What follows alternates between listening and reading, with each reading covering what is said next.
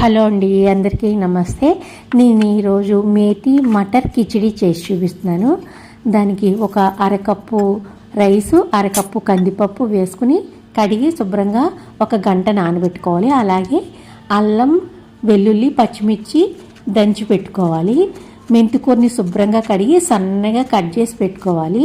అలాగే దీనికోసం బఠానీ కూడా కావాలి. మనకి కుక్కర్ పెట్టుకోవాలి. ముందుగా కుక్కర్లో నెయ్యి వేసుకోవాలి. నెయ్యి వేసుకుని ఒక టేబుల్ స్పూను ఆవాలు, ఇంగువ, కరివేపాకు, మనం దంచి పెట్టుకున్న అల్లం, వెల్లుల్లి, పచ్చిమిర్చి ముద్ద వేసి వేయించుకుని మనం కడిగి పెట్టుకున్న బియ్యం వేసి 1-4 కప్పులు వాటర్ పోసుకుని కొద్దిగా పసుపు, సాల్ట్ వేసుకుని మూత పెట్టి ఒక 4 విజిల్స్ రానిచ్చుకోవాలి. మెత్తగా ఉడకాలి, కిచిడి కదా, అందుకని ఒక 4 విజిల్స్ వస్తే ఇక మెత్తగా ఉడికిపోయింది.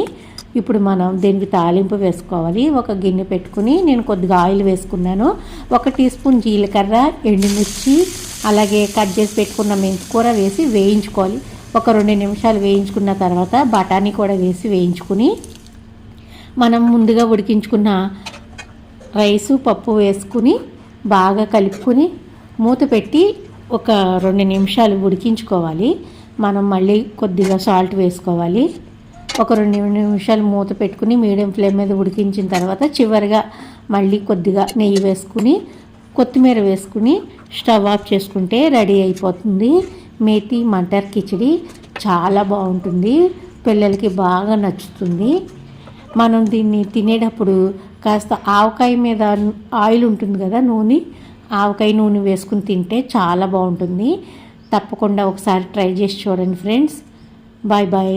మళ్ళీ మరొక వీడియోలో కలుద్దాం. అంతవరకు బాయ్ బాయ్.